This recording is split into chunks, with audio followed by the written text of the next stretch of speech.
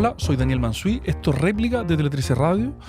Y hoy día tenemos como invitado a Pablo Rubio, que editó junto a David Aceituno el libro Chile 1994-2006, de la democracia y los acuerdos a la muerte de Pinochet, publicado por el Instituto de Historia de la Universidad Católica de Valparaíso. Para saber quién es Pablo, escuchemos la siguiente ficha. El historiador Pablo Rubio es investigador de la Biblioteca del Congreso Nacional, es doctor en Historia Contemporánea por la Universidad Autónoma de Madrid y por la Pontificia Universidad Católica de Chile. Además, cuenta con un postdoctorado en Historia por la Universidad de Georgetown. Se ha desempeñado como académico en diferentes casas de estudios, tanto nacionales como internacionales, y ha publicado una serie de trabajos académicos, entre los que se destacan los libros Los civiles de Pinochet, La derecha en el régimen militar chileno 1983-1990 y Por los ojos del águila, Estados Unidos y transición chilena 1981-1994. Muchas gracias, Pablo, por estar hoy día con nosotros en Réplica de Tele 13 Radio. Muchas gracias por la invitación, Daniel. No, encantado, como siempre, ya hemos estado además, así que amigo de la casa. Pablo, este libro Chile 1994-2006, de la democracia y los acuerdos a la muerte de Pinochet, que como decíamos antes editaste junto con David Aceituno, intenta revisitar, intenta volver la mirada atrás sobre este periodo que hoy día nos queda tan lejos en un sentido, ¿no? Y si de hecho uno mira las condiciones de la elección y la primera parte del gobierno de Eduardo Frei Ruiz-Tagle, por ejemplo, ¿no?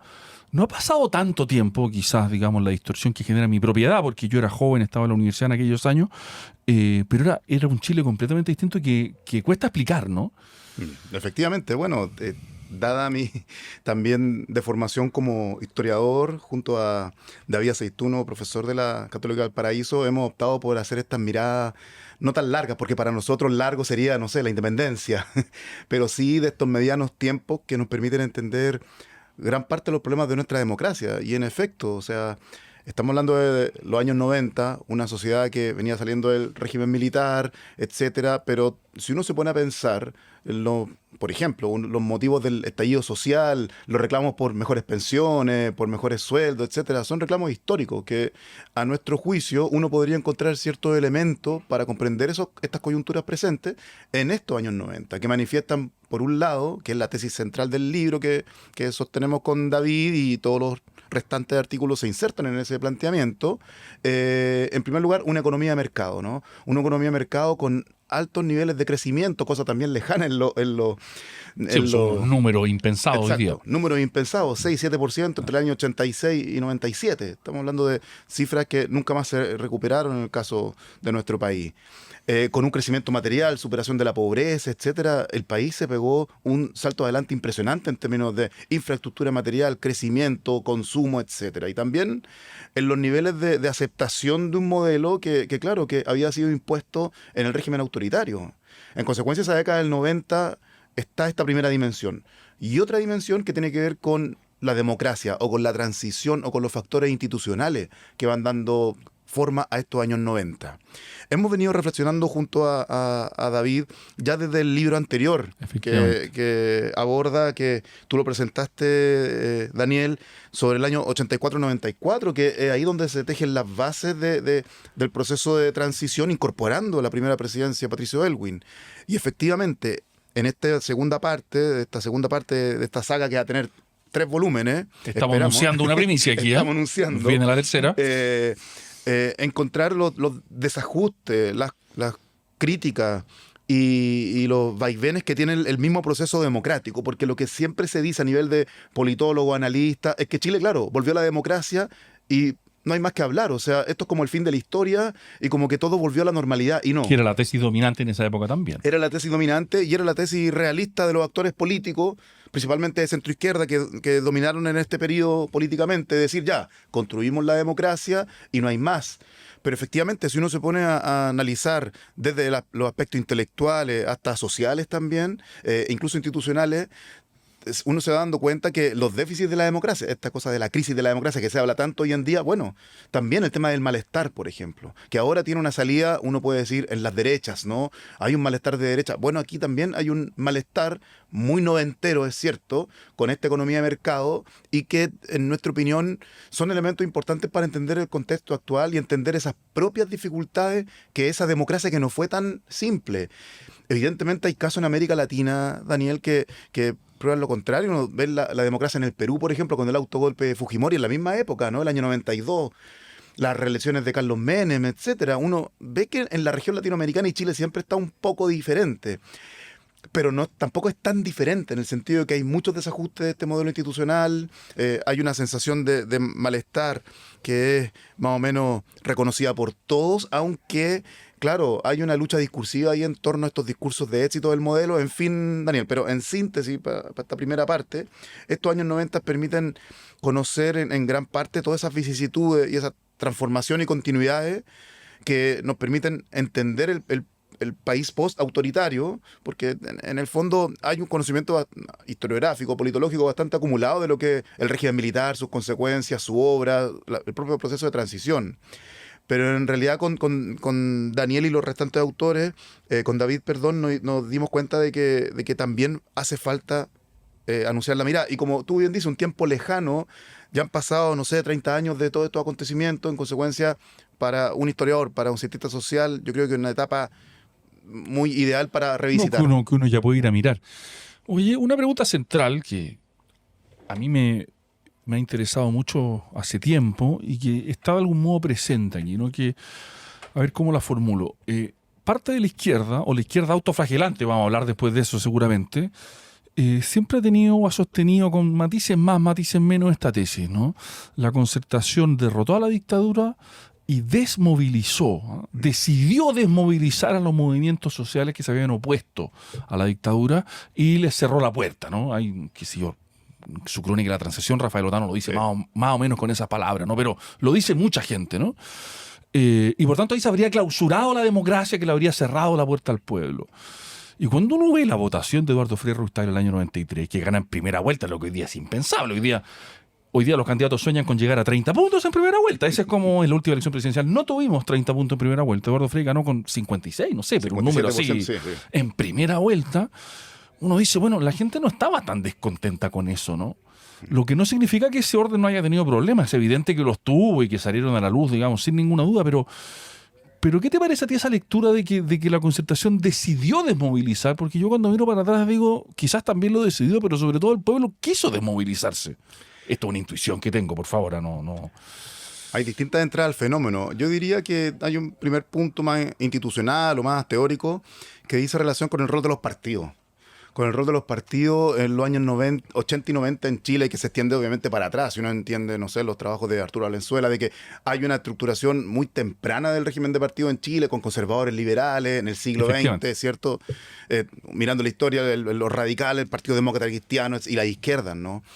Y lo que se ve en los años 80 y 90 es precisamente este proceso de transición dirigida por los partidos políticos, cosa que hoy en día estamos claros que no. Uno ve el Partido Demócrata Cristiano hoy en día, Daniel, o sea, el cambio es brutal, ¿no? En términos de votación, claro, en términos de representación. Claro, pero me pregunta exactamente ahí. Ese Partido Demócrata Cristiano tenía 30% de los votos y por tanto representaba algo. Representaba algo, efectivamente, porque los vínculos entre política y sociedad, entre partido y sociedad, eran mucho más fuertes. Claro.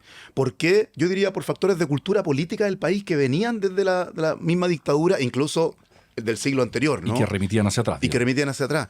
Entonces, en ese sentido, a mí me parece de que los años 90, esta gran votación de Frei, efectivamente, Frei era uno de los fundadores, imagínate, fundador de la Falange Nacional, el 38, fundador de la Democracia Cristiana, presidente, senador por Santiago el 73. El peso del apellido Frei era prácticamente en todo el siglo XX. Y en ese escenario, entonces, y si le sumamos a la fuerza del Partido Demócrata Cristiano, o sea, el Partido Demócrata Cristiano, Daniel, el peso de su departamento femenino, del departamento sindical. Los partidos no solo eran máquinas, digamos, de directivas regionales, sino que tenían arraigo, entramado social, digamos. Y eso hoy en día, con las fuerzas nuevas, se ve muy debilitado, porque hay una ciudadanía un poco descontenta y los partidos también se han alejado. Pero en esta etapa, los partidos movilizan mucho. Y por eso me parece injusta esa crítica, sí, de que la Concertación decidió desmovilizar, ¿no? Ahí sería el otro argumento. Durante los años 80, efectivamente, la política y la sociedad, digamos, opositora a la dictadura militar, anduvo más o menos el mismo riel, ¿cierto? Las protestas, el mundo sindical, social, participó en las protestas 83-86, un poco después también, y los partidos, después del año 84, bueno, 83 después de las protestas y 84 cuando de facto comenzaron a reaparecer, la Alianza Democrática, recuerdas tú el 83, que después se transforma en Concertación, van más o menos ocupando el mismo fin, pero ¿qué ocurre después? Varios han investigado esto de la separación entre lo social y lo político. Es decir, que muchos del mundo social, y aquí no sé si apoyo tu tesis en términos académicos, se fue para la casa. O sea, hay muchas personas del mundo sindical, estudiantil, que en definitiva, como señala alguien por ahí, se privatizó en el sentido amplio, que prefirió en el fondo dedicarse al problema de su casa, entendiendo que en Chile ya se había conseguido la democracia. Y hubo otros sectores que la Concertación como instancia mayoritaria encauzó por la vía institucional, lo cual, claro, es otra forma de afrontar el problema. Si uno ve, por ejemplo, la creación de la CONAMA en los 90, de la Corporación Nacional de Medio Ambiente, antecesora del Ministerio, El Ministerio del Medio Ambiente, efectivamente. el Servicio Nacional de la Mujer, Convertido en ministerio después. En definitiva, todo esta, la CONADI, ¿no? Por poner tres actores importantes, efectivamente hay un proceso de institucionalización de antiguos líderes que se fueron a trabajar al Estado. Claro. Entonces, la dicotomía desmovilización o movilización yo creo que queda un poco estrecha para caracterizar el proceso. Perfecto. Que fue mucho más complejo.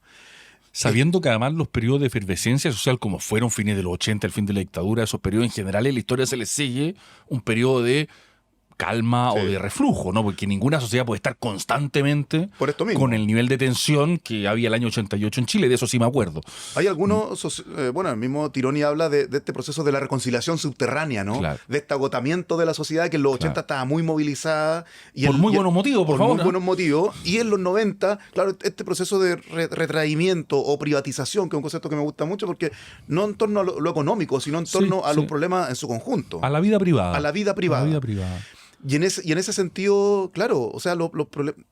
Un dirigente como Rodolfo Seguiel, que hace pocos días todavía está más o menos en la escena pública, o Manuel Busto llegaron al Congreso.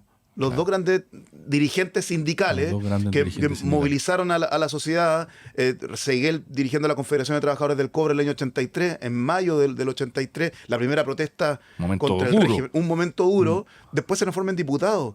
En definitiva, hay una transformación, una institucionalización de todo el movimiento social, y hay otra parte que claramente se va y deja el espacio, ¿cierto?, a la política. Claro. En definitiva, eso genera muchos problemas. En algunos genera una cierta decepción y en otros una cierta autocomplacencia de los procesos que se estaban viviendo, ¿no? Sabiendo que el mismo Eduardo Frei, por su propio temperamento, formación, es un ingeniero, un hombre más bien a la derecha de la DC, por decirlo así, como ha quedado claro con los años, y que además, repito, sacó esa cantidad de votos. Y hay que agregar... No tenía ninguna razón para recoger esa sensación, digamos. Por supuesto. No. De hecho, Frei había obtenido la mayoría nacional en las parlamentarias del 89. Efectivamente, como senador por Santiago Oriente. Santiago Oriente, tremenda mayoría. No, había arrasado. Había arrasado, ¿cierto? Los dos senadores con el senador Sebastián Piñera, ¿cierto? Por Santiago Oriente. Muchos más votos que Lago Guzmán, ¿cierto? Y todas las otras mayorías senatoriales.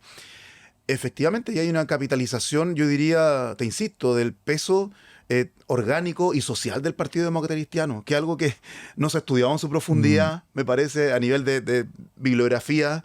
Pero si uno considera el peso del apellido, porque Carisma, claro, es un ingeniero muy frío, la verdad es que tampoco tenía un peso tampoco intelectual. No tenía un gran atractivo personal, pero por algún motivo logró conectar, ¿no? Logró conectar y entró a la política muy tarde, recién en los años 80. A fines de los 80. A fines de los 80. Sí, en consecuencia, ahí hay un liderazgo interesante que analizar y también corresponde a los tiempos, ¿no? Un liderazgo muy de gerencial, apolítico y una persona que representó en ese momento las esperanzas populares.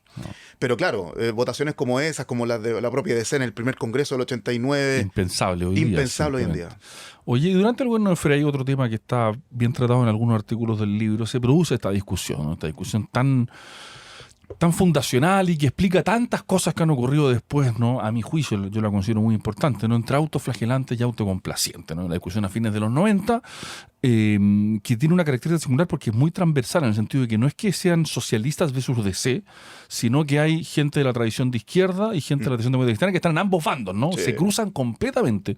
Eso es muy curioso porque demuestra que la Concertación había logrado generar una cultura política distinta a la de los partidos, ¿no? Porque la gran discusión político-intelectual de fines de los 90 no es una discusión entre partidos, es una discusión entre gente que milita en distintos partidos de la Concertación y que queda repartida por otro eje. Eso lo encuentro muy interesante.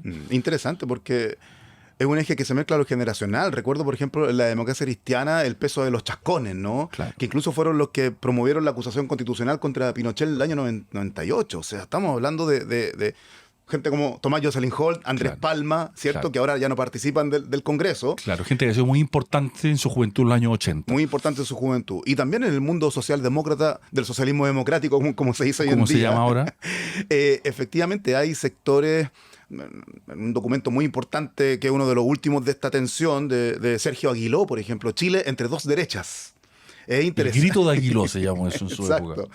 Y claro, que Aguiló, que posteriormente termina abandonando el PS, representa un poco estos sectores descontentos que efectivamente están en todos los partidos. Y hay que también, dada la importancia en ese momento igual marginal del Partido Comunista de Chile, pero el Partido Comunista siempre tuvo, en esta marginalidad que tuvo entre el 90 y el 2010, ¿cierto? En términos del Congreso, O sea, era la representatividad. izquierda extraparlamentaria y La eso se izquierda le llamaba, ¿no? extraparlamentaria, dirigida en ese entonces por Gladys Marín, ¿cierto? Y en ese sentido ellos también formaban parte de mantener esta cultura del descontento, pidiendo siempre asamblea constituyente. Por eso cuando la ex ministra Yanel Jara dice algo cierto, el Partido Comunista siempre ha mantenido el problema constitucional como una de sus... Es rigurosamente cierto, nadie puede decir que cierto. Claro. Entonces, si es algo por lo que el PC ha sido consecuente desde la transición, ha sido mantener el tema constitucional como una de sus banderas, ¿no? Claro. Y en ese sentido, volviendo al punto, es claro esa división, como te digo, incluso dentro del Partido Demócrata Cristiano, dentro del mundo socialdemócrata, bien interesante porque también se da a nivel intelectual. O sea, si uno analiza no solo el informe del PNUD, sino este bestseller que es Chile Actual, Anatomía de un mito, de Tomás Mulián. Que vendió una cantidad de ejemplares completamente Alrededor de impensable. 35.000 ejemplares para un libro de sociología. Algo, Siendo un pero- libro difícil, ¿eh? Un libro Es un difícil, libro sí. estructuralista que tiene un lenguaje... ¿eh? Un libro muy complejo y Mulián pone ahí el punto en esto, cuestiona la democratización y de ahí sale Marco Antonio Laparra, Alfredo Jocelyn Holt Claro, y toda una claro. bibliografía interesantísima con Garretón también, del análisis de la transición, del cuestionamiento de este modelo que, claro... Pero son discusiones no solo partidistas, y ahí recojo lo que tú dices de salir del ámbito de partidos, Claro. sino también que se va a nivel intelectual, social, en nuevos medios que se van fundando. En consecuencia, ahí hay un rico debate acerca de la transición, en el entendido de que, volviendo al punto del año 84, ¿no?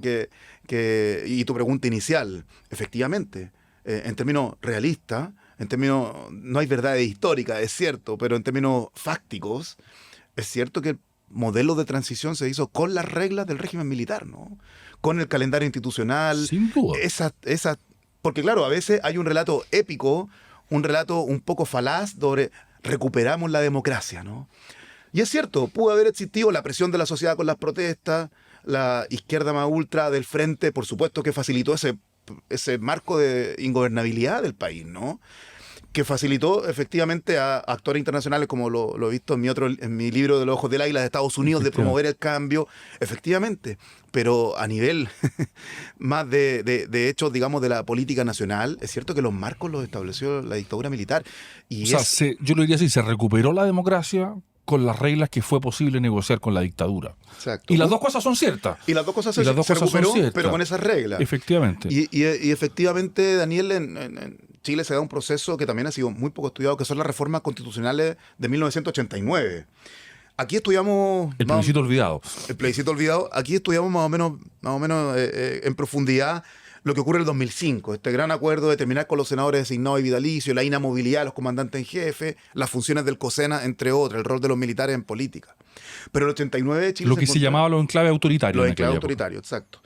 Pero en 1989 efectivamente hay otro proceso de negociación, participan, digamos, liderazgos que, hablando del rol de los partidos, gente como Sergio Nofrejarpa, presidente de RN, Renovación Nacional, también un partido grandísimo a comienzos de la transición, junto con Patricio Elwin, Carlos Cáceres y otros más que dirigieron ese proceso, a mi juicio, muy interesante, porque es inédito en el sentido de un gobierno militar que estaba derrotado en la urna, con poca fuerza, versus los otros grupos de la oposición que bregaban por tener una democracia más avanzada. Pero efectivamente un proceso que se construyó muy a pulso, pero bajo estas reglas preestablecidas. En definitiva, perder de vista eso también es perder el rigor del análisis histórico, ¿no? Claro. Y esa negociación que frustró mucho a Ricardo Lagos porque la llevó Patricio Elwin, ¿no? Sí. Y según Lagos, Patricio Elwin entregó más de lo que debería haber entregado. Las negociaciones siempre son así. Uno nunca sabe hasta dónde puede llegar. Volviendo al mismo Lagos, un político, pero que ha escrito y que yo siempre me ha gustado mucho, porque en Chile pocos políticos escriben y pocos políticos escriben con su honestidad, uno podrá estar de acuerdo con él, citan bastante a Carlos Minami, ¿no? Que es uno de los grandes testigos de esa discusión de fines de los 90. Y Carlos Minami en algunos textos, si es que recuerdo bien, pero creo que no lo estoy traicionando, ¿no? Dice, Lagos silenció ese debate, ¿no? Lagos silenció ese debate porque la candidatura de Lagos era muy importante para la tradición socialista. Volver a la moneda después del golpe de Estado era una cuestión simbólica muy importante que uno puede entenderla, pero Minami se lamenta y dice, ese debate fue silenciado porque la candidatura de Lagos no necesitaba ruido a su alrededor. Y se lamenta Carlos Minami de esto, ¿no? Porque ese debate efectivamente surgió y era un debate muy interesante, muy donde habían ideas arriba de la mesa, donde había visiones contrapuestas, y llega el momento electoral y parece que se tiene que silenciar, ¿no? El liderazgo de Lagos también es uno de los fenómenos políticos, en mi opinión, insuficientemente estudiado. De hecho, Lagos, hablando de los debates más estructurales, uno dice Isabel Allende o Carolina Toá, son del tronco socialista, ¿cierto? Puro y duro. Isabel Allende como hija de un expresidente y después dirigente a senadora, diputada y senadora. Carolina Toá, hija de un exministro. Bueno, Lagos no. Lagos viene del Partido Radical, de una tradición donde está Alberto Baltra, estos viejos dirigentes radicales. Posteriormente hace un doctorado en economía, un abogado con un doctorado en economía. En Estados Unidos. En Estados Unidos. Entonces, bueno, eran muy pocos los que hacían doctorado, menos en Estados Unidos, menos en esa época. Y un abogado con conocimientos de economía. Publica en 1962 La concentración económica en Chile. O sea, un texto clásico de lectura muy rápida, muy fácil, sobre, digamos, la concentración económica que está provocando este sistema económico en los 60, en una época de mucho debate. Y posteriormente va evolucionando hacia los cargos internacionales, ¿cierto? Secretario general, primero decano de la Facultad de Ciencias Políticas de la Chile, posteriormente decano. Pero Lagos, un personaje inteligente en el sentido que va tejiendo ese liderazgo poco a poco, uno, y dos, y sin ser un militante del tronco socialista en estricto rigor. Claro. Si uno quiere entender, ¿por qué hablo del histórico? Porque en definitiva uno entiende mucho las claves de este liderazgo. Recién Lagos se consolida como un liderazgo importante en los años 80, cuando vuelve a Chile luego de vivir exiliado en Argentina, Estados Unidos. Vuelve para trabajar en la Alianza Democrática con este grupo de los suizos, ¿cierto? Con este grupo que estaba al margen de las grandes disputas entre Renovado y Almeidista. Entre Renovado y Almeidista, entre Altamirano y Almeida, Núñez, etc. Y desde ahí comienza a tejer un liderazgo. Y a mi juicio es un liderazgo bastante que entiende, por una parte, que recoge el peso del socialismo, pero no forma parte, insisto, como un Ricardo Núñez, como un Camilo Escalona, ¿cierto? Que militan desde muy pequeño en ese partido. De hecho, perdón por hacer el salto histórico, pero cuando el Partido Socialista defenestra a Ricardo Lagos y elige a Alejandro Guillier el año 2017, si me pierden los años, Ricardo Lagos siente eso que tú estás diciendo, y siente que lo que le están cobrando ahí, usted no es de esta casa. Sí. ¿Ah? Y es como una sensación, una fricción que se produce que es muy llamativa, creo yo. Exacto. Si uno lee, por ejemplo, los textos del Historia del Partido Socialista, las memorias de la izquierda de Arrate, o los textos de Julio César Llobet, Lagos no está en los comités centrales, no está en los grandes debates del PS en la época. No. Y era un hombre ya crecido, ya sobre los 30 y tantos años. No, tenía su edad y su prestigio intelectual y su trayectoria. Sí. Así es, pero él mezclaba un poco una trayectoria entre funcionario internacional, académica, claro, y en menor punto de vista político. Entonces fue durante los 80 capaz de posicionarse entre todos estos, digamos, monstruos del socialismo, claro, digamos, entre estos liderazgos fuertes. Teniendo la ventaja, creo yo, esto lo dice Carlos Minami también en algún sitio, de no haber sido partícipe de la Unidad Popular. Así es. Y entonces no tenía que llevar rendir esa cuentas. mochila en ese minuto, que era una cuenta en ese minuto en Chile, era una mochila pesada. Por supuesto, en ese sentido, era un liderazgo, sí, que atípico, porque no es un hombre de partido, Ricardo Claro, Lagos, tampoco. claro. De hecho, nunca ha sido parlamentario. Claro. Entonces, es uno de los 2 o 3 presidentes de Chile, junto con Michelle Bachelet y Jorge Montt, que no han sido parlamentarios. Y Esteban Montero, son 4. ¿Son 4? Sí, son Mira, 4. Claro, estoy tratando de pensar en mí, pero claro. 4 presidentes en la historia de Chile que nunca han sido parlamentarios. Uno de esos es Ricardo Lagos. Entonces, yo creo que es interesante porque gente como Salvador Allende estuvo del año 37 hasta el año 70 en el Congreso. Eduardo Frei, en 1949, Daniel fue electo senador por Atacama y Coquimbo. O sea, estamos hablando de trayectorias larguísimas. Y aparte, volviendo al tema del presidente intelectual, que es un tema muy interesante. Muy interesante. Muy sí. interesante, que es muy escaso en la historia de Chile, y uno de los que destacaría aparte del Lagos, Eduardo Frei Montalva, que Frei escribió Montalva, 6 o sí. 7 libros, Sí, uno sí. entre ellos Chile Desconocido, que es un libro Sí. maravilloso de la década del 30, cuando él trabajaba en el diario El Tarapacá en Iquique, digamos a pulso con la Falange Nacional. La verdad es que Frei desarrolló una visión de país. El mismo Allende también no lo puede decir desde su trayectoria en el Congreso. Y Lagos también recupera esa tradición, cosa que también hace mucha falta en los liderazgos de hoy, ese peso intelectual, teórico, esa densidad de reflexión que prácticamente en la política es muy escasa hoy en día.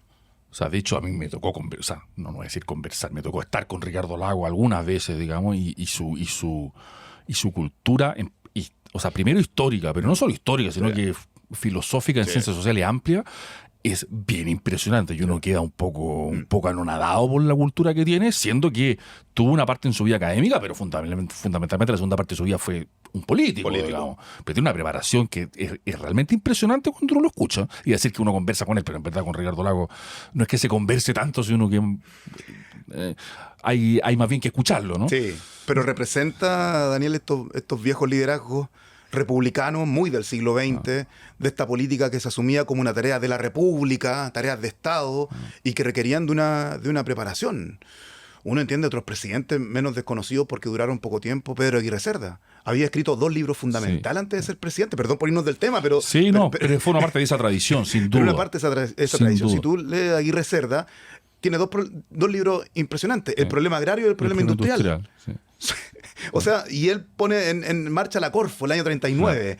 En consecuencia, aquí estamos en liderazgo, en presencia de liderazgo con bastante densidad intelectual, cosa que después en los años 2000 y 90, y por eso uno de los temas fundamentales que pone, por ejemplo, Joaquín Lavín, ¿no? Haciendo el salto hacia fines de los 90, que es volver a la política como los problemas de la gente. Claro. Y eso es uno de los cambios estratégicos a nivel chileno que hace una parte de la derecha, especialmente Lavín, con De la Maza, con quienes lo asesoran.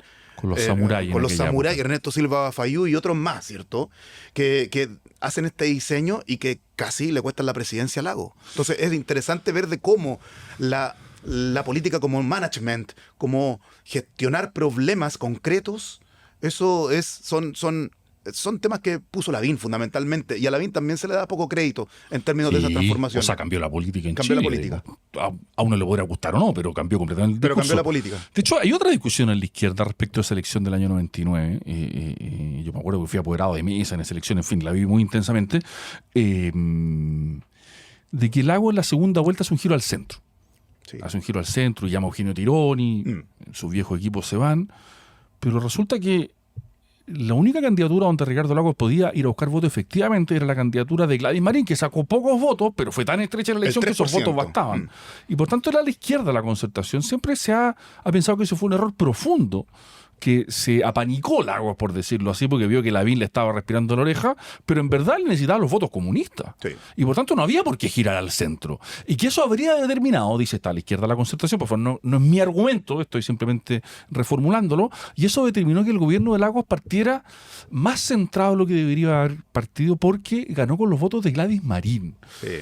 ¿Qué dirías tú frente a esa lectura doblemente autoflagelante respecto al gobierno de Ricardo Lagos? Que hay que recordar, además ustedes lo mencionan, ¿no? Es Tony Blair también, y es la tercera vía. También hay que entender que hay una cosa internacional que está ocurriendo en ese momento, no es solo Chile. Efectivamente, yo creo que sí. Habría que entender la cultura política del Partido Comunista de Chile, que es, yo creo, que su herencia leninista, disciplinada. Ese 3% iba a ir sí o sí a Lagos, sobre todo porque Joaquín Lavín se le achacaba ser parte de una de dictadura que se había acabado hace 9 años atrás. Y que había votado sí, o Y que sea, había en votado fin. sí. Lavín había escrito este libro, La Revolución Silenciosa, había escrito una biografía muy interesante a propósito de Miguel Cast, Pasión de Vivir, ¿cierto? Visitó a Pinochet en Londres. Sí, visitó a Pinochet en Londres. En consecuencia, todavía existían esos ejes de la discusión, de la transición, este eje sí, no, el eje Pinochet, anti-Pinochet. Y en ese sentido, los votos comunistas estaban, digamos, estaban súper asegurados para Lagos. Ese 3%, 300.000 votos, entiendo aproximadamente. O sea, estamos hablando de una votación muy, muy, muy segura para Lagos. Sin embargo, Lagos tiene este componente de realismo político, de realpolitik muy fuerte en su accionar. O sea, él gira al centro, tiene que abonarse con el Partido Demócrata Cristiano, con gente como liderazgos del momento importante, como la misma Soledad Alvear, ¿cierto? Y otros más. Y hace un giro al centro que finalmente le da una base social y política importante, y es un gesto de realismo político importante que tiene que dar Lagos, porque si tú analizas la campaña de Lagos, las primarias, el lema diseñado por Marco Enrique Minami, mañana será otro Chile, Claro, ¿cierto? Y después nos pasamos a crecer con igualdad. claro. Y si tú ves los discursos de Lagos, que algunos los tratamos aquí, Efectivamente. son discursos de la época, tomados de su archivo personal, de su archivo, digamos, digital, que está público, juega con estas dos líneas, ¿cierto? Con un mensaje de la reforma constitucional, la justicia social, pero por otro lado, Lagos ya está tomando un giro muy al realpolitik, muy a la política como management, como la gestión de problemas.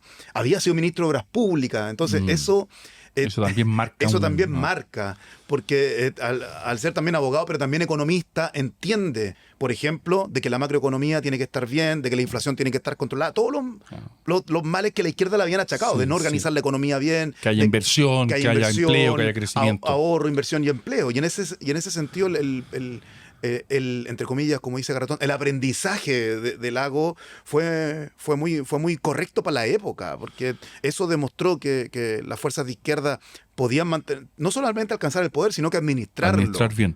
Claro, que era la prueba después de la Unión Popular. Sí. Nos queda poco tiempo, Pablo, pero hay una cosa que ocurre en estos años, la mencionamos al pasar, pero no puedo dejar de preguntarte. ¿Qué papel juega la detención de Augusto Pinochet en Londres en octubre del año 98, si es que recuerdo bien? Que es una cosa que, en fin, es como... la transición, no sé si se acaba ese día, yo creo que sería mucho decir, pero se rompe en su dinámica ese día, ¿no? O sea, Pinochet detenido en Londres marca un hito fundamental que tiene una serie de efectos en la vida política, ¿no? Representa, en nuestra opinión, el peso histórico y un cuestionamiento a las tesis que estábamos hablando hace un minuto, de este cansancio de la sociedad, de esta privatización, y en el sentido que el tema Pinochet claramente no estaba olvidado. Si uno ve la trayectoria, Pinochet había sido comandante en jefe del ejército. No muchos lo dicen hoy en día, pero fue comandante del ejército del 90 hasta marzo del 98. 6 meses antes, Pinochet era el jefe del ejército. Bueno, uno puede hablar también del boinazo, el ejercicio de enlace, pero jefe del ejército. O sea, Sí. estamos hablando de una institución fundamental. No había reforma constitucional, entonces el ejército podía autoconvocarse en el COSENA con la otra rama, senadores designados. En consecuencia, había un contexto de una democracia muy controlada, al menos, o muy equilibrada en torno a estos actores. En ese sentido, entonces, él demostró, en primer lugar, la detención de Pinochet, que la violación a los derechos humanos, de que la herencia de la dictadura no está olvidada en la población, y genera un eje, digamos, transversal de ruptura en la sociedad chilena, incluso con movilizaciones. ¿Recuerdas tú, Daniel? Nosotros éramos más pequeños, pero la gente salía a la calle en los fallos de los Lores, ¿no? Sí, o sea, pasaban cosas en la calle. Pasaban sin cosas duda, en la calle. Sin duda. Al igual que cuando fallece Pinochet, pero antes, estamos hablando del año 98, Sí. la gente sale a la calle para celebrar o condenar. Entonces, Efectivamente. representa, claro, otro Chile, pero efectivamente los problemas de la transición, de la violación de los derechos humanos, de la falta de justicia, etcétera. Uno puede decir, sí, el general Contreras, el año 95 por Letelier, pero no estaba el juez Guzmán todavía. Claro. No existían estos no sé cuántos oficiales que están en la cárcel hoy en día por la violación de los derechos humanos. Entonces, Claro. representa que el tema de Pinochet sigue presente, de que la memoria y la memoria de las víctimas de la dictadura particularmente sigue presente, y también pone en cuestión el hecho de la construcción democrática, finalmente, porque es una democracia que se hace a pulso, mezclando un poco liderazgo, muñeca, realpolitik, pero también Poco con de todo. herencias del periodo Claro. anterior. Pablo, se nos fue el tiempo. Nosotros dos nos podríamos quedar conversando de estas cosas, digamos, toda la tarde. Pero nada, te quería agradecer haber venido hoy día a conversar a Réplica sobre este interesante libro que editaste junto a David Aceituno. Así que muchas gracias por habernos acompañado hoy día nuevamente en Réplica de Tele 13 Radio. Gracias por la invitación, Daniel, cuando quieras. Encantado. Estuvimos entonces hoy día con Pablo Rubio conversando con el libro que editó junto con David Aceituno, Chile 1994-2006, de la democracia de los acuerdos a la muerte de Pinochet, editado por la Universidad Católica de Valparaíso. Soy Daniel Mansuy, esto es Réplica de Tele 13 Radio. Muchas gracias por escucharnos. Hasta la próxima.